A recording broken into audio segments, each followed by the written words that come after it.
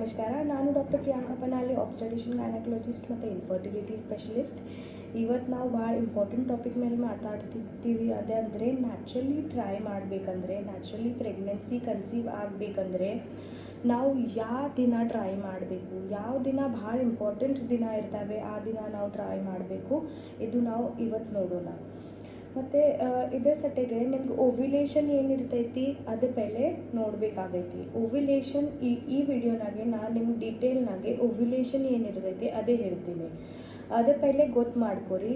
ಅದು ಆದಮೇಲೆ ಯಾವ ದಿನ ನೀವು ಟ್ರೈ ಮಾಡಬೇಕು, ಯಾವ ದಿನ ಸೇಫ್ ಪೀರಿಯಡ್ ಇರ್ತೈತಿ, ಯಾವ ದಿನ ನೀವು ಟ್ರೈ ಮಾಡೋದು ನಿಮ್ಗೆ ಪ್ರೆಗ್ನೆನ್ಸಿ ಆಗ್ತೈತಿ, ಅದು ನಿಮ್ಗೆ ಈ ವಿಡಿಯೋನಾಗ ನಾನು ನೆಕ್ಸ್ಟ್ ವಿಡಿಯೋನಾಗ ನಿಮ್ಗೆ ಎಕ್ಸ್ಪ್ಲೇನ್ ಮಾಡ್ತೀನಿ. ಇದೇ ವಿಡಿಯೋ ಓವ್ಯುಲೇಷನ್ ಬಾರೆ. तो starting with the first ovulation ಏನಿರ್ತೈತಿ, ನಮಗೆ ಪೀರಿಯಡ್ಸ್ ಬರ್ತವೆ. ಪೀರಿಯಡ್ಸ್ ಬರೋಣ day 2 of periods, day 5 of periods, day 8 of periods ನಾವು ಸೋನೋಗ್ರಫಿ ಮಾಡ್ತೀವಿ. ನಾರ್ಮಲಿ ವಿದೌಟ್ ಸೋನೋಗ್ರಫಿ ಇವು ಎಲ್ಲ ದಿನ ನಾರ್ಮಲಿನೂ ನಾವು ನೋಡ್ಬೋದು. ಮತ್ತು ಡೇ 14 ಏನಿರ್ತೈತಿ ಅದು ಡೇ 14 ಡೇ ಆಫ್ ಓವ್ಯುಲೇಷನ್ ಇರ್ತೈತಿ. ಡೇ 2, ಡೇ 8, ಡೇ 10, ಡೇ 12 ನಿಮ್ಮ ಫಾಲಿಕಲ್ ಸೈಜ್ ಗ್ರೋ ಆಗ್ತೈತಿ.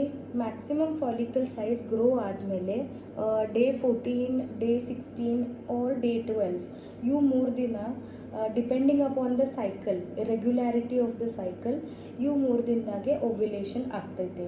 ನಿಮ್ಮ ಪೀರಿಯಡ್ 24 to 26 ಡೇಸ್ ಸೈಕಲ್ ಇದ್ದರೆ ಮತ್ತು ನಿಮ್ಮದು ಓವ್ಯುಲೇಷನ್ ಡೇ 12 ಆಗ್ಬೋದು.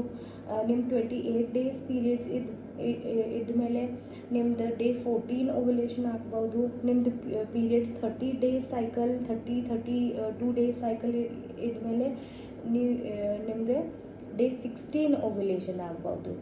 ಓವ್ಯುಲೇಷನ್ ಯಾಕೆ ಇಂಪಾರ್ಟೆಂಟ್ ಐತೆ ಅಂದರೆ, ಓವ್ಯುಲೇಷನ್ನಾಗ ಏನಾಗ್ತೈತೆ ಅಂದರೆ ನಮ್ಮ ಫಾಲಿಕಲ್ ಸೈಜ್ ಗ್ರೋ ಆಗಿ ಅದು ರಪ್ಚರ್ ಆಗಿ ಅದರಂದು ಎಗ್ ರಿಲೀಸ್ ಆಗ್ತೈತಿ. ಅದು ಎಗ್ ನಮ್ಮ ಸಟೆಗೆ ಭಾಳ ಇಂಪಾರ್ಟೆಂಟ್ ಐತಿ. ಅದು ಯಾಕಂದರೆ ಆ ಎಗ್ ಜೊತೆ ಯಾವ ದಿನ ನಾವು ಅದು ಆದಮೇಲೆ ಸಂಬಂಧ ಇಡ್ತೀವಿ, ಆ ದಿನ ಸ್ಪರ್ಮ್ಸ್ ಬಂದು ಅದು ಟ್ಯೂಬ್ನಲ್ಲಿ ಮಗು ಮಾಡಿ ಅದು ಯೂಟರಸ್ನಾಗೆ ಇಂಪ್ಲಾಂಟ್ ಆಗ್ತೈತೆ. ಅದಕ್ಕೆ ಓವ್ಯುಲೇಷನ್ ಏನಿರುತ್ತೆ ಅದು ಗೊತ್ತು ಮಾಡೋದು ಭಾಳ ಇಂಪಾರ್ಟೆಂಟ್ ಐತಿ. ಇದೇ ovulation day growth of follicles ಆದಮೇಲೆ ಸರ್ಟನ್ ಸೈಜ್ ಗ್ರೋ ಆದಮೇಲೆ ಡಿಪೆಂಡಿಂಗ್ ಅಪಾನ್ ದ ಸೈಕಲ್ಸ್ ನಿಮ್ಮದು ಫಾಲಿಕಲ್ ರಪ್ಚರ್ ಆಗುತ್ತೆ. ಅದಕ್ಕೆ ನಿಮ್ಗೆ ಓವ್ಯುಲೇಷನ್ ಅಂತಾರೆ. ಎಗ್ ರಿಲೀಸ್ ಆಗ್ತೈತಿ. ಅದೇ ಎಗ್ ಫಿಮೇಲ್ ಆರ್ಗನ್ನಾಗೆ 24 hours ಇರ್ತೈತಿ. ಅದಕ್ಕೆ ಮ್ಯಾಕ್ಸಿಮಮ್ ಟ್ರೈ ಡೇ 14 ಮತ್ತು ಡೇ 12 ಮತ್ತು ಡೇ 16 ಇದು ಡೇ ನಾವು ಹೇಳ್ತೀವಿ ಮ್ಯಾಕ್ಸಿಮಮ್ ಟ್ರೈ ಮಾಡಿ ಅಂತ ಅಕಾರ್ಡಿಂಗ್ ಟು ದ ಸೈಕಲ್ಸ್. ನಾವು ಎಲ್ಲ doctor depends on the doctor also. ಎಲ್ಲ ಡಾಕ್ಟರ್ ಅದೇ ಹೇಳ್ತಾರೆ, ಡೇ 12 ಹಿಡ್ದ day 18th of your periods is the time. ಯಾವ ಟೈಮ್ನಾಗೆ ನಿಮ್ಮ ಟ್ರೈ ಮಾಡೋದಿರ್ತೈತಿ. ಯಾಕಂದರೆ ಆ ಟೈಮ್ ನಿಮ್ದು ಓವ್ಯುಲೇಷನ್ ಆಗ್ತೈತಿ. ಆ ಟೈಮ್ ಸಂಬಂಧ ಇಡಾನೆ ನಿಮ್ಗೆ ಪ್ರೆಗ್ನೆನ್ಸಿ ಅಚೀವ್ ಆಗೋ ಚಾನ್ಸಸ್ ಜಾಸ್ತಿ ಇರ್ತವೆ. ಅದಕ್ಕೆ ಹೇಳ್ತಾರೆ ನಿಮಗೆ ಓವ್ಯುಲೇಷನ್ ಏನಿರ್ತೈತಿ ಮತ್ತು ಕಿಟ್ಸ್ನೂ ಬರ್ತವೆ. ನಿಮ್ಮ ಕಿಟ್ ತೊಗೊಂಡು ನಿಮ್ಗೆ ಗೊತ್ತಾಗ್ತೈತಿ, ಓವ್ಯುಲೇಷನ್ ಕಿಟ್ ಮೇಲೇನೂ ಗೊತ್ತಾಗ್ತೈತಿ ನಿಮ್ಗೆ ಓವ್ಯುಲೇಷನ್ ಆಗೈತಿ ಅಂತ. ಅದ್ರ ಸೆಟೆಗೂ ನೀವು ಅದು ಯೂಸ್ ಮಾಡಿ ನಿಮ್ಗೆ ಗೊತ್ತಾಗ್ಬೋದು.